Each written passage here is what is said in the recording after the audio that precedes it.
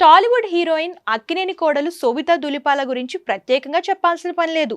మొదట్లో మోడలింగ్ చేసిన శోభితా ధూళిపాల ఆ తర్వాత 2013లో మిస్ ఇండియా అందాల పోటీల్లో పాల్గొన్నారు. కానీ త్రుటిలో మిస్ ఇండియా కాంపిటీషన్లో ఓడిపోయారు శోభిత. ఇక అదే సంవత్సరం మిస్ ఎర్త్ ఇండియా అందాల పోటీల్లో కూడా ఆమె పాల్గొంది. దీంతో ఆమెకు ప్రత్యేక గుర్తింపు కూడా వచ్చింది. రామన్ రాఘవ్ 2.0 సినిమాతో నటిగా మారింది ఈ అందాల ముద్దుగుమ్మ. అలా బాలీవుడ్ ఇండస్ట్రీలోనే ఎక్కువ సినిమాలు చేసి తెలుగులోకి కూడా ఎంట్రీ ఇచ్చింది. అడవిశేషు హీరోగా చేసిన గూఢాచారి సినిమాతో తెలుగులోకి కూడా ఎంట్రీ ఇచ్చింది. ఇక అక్కినేని నాగచైతన్యను ప్రేమించి పెళ్లి చేసుకున్న తరువాత సినిమాలపై దృష్టి పెట్టని శోభితా ధూళిపాల అందాల ఆరబోతను మాత్రం ఎక్కడా ఆపడం లేదు. తాజాగా తమిళనాడు వెళ్లిన Sobhita white and black combination dress వేసుకుని చాలా క్యూట్ గా కనిపించింది. అక్కడ ఉన్న అందాలను కెమెరాలో బంధిస్తూ ఫోటోలు కూడా దిగింది శోభిత. దీనికి సంబంధించిన ఫోటోలను తన సోషల్ మీడియాలో పెట్టింది.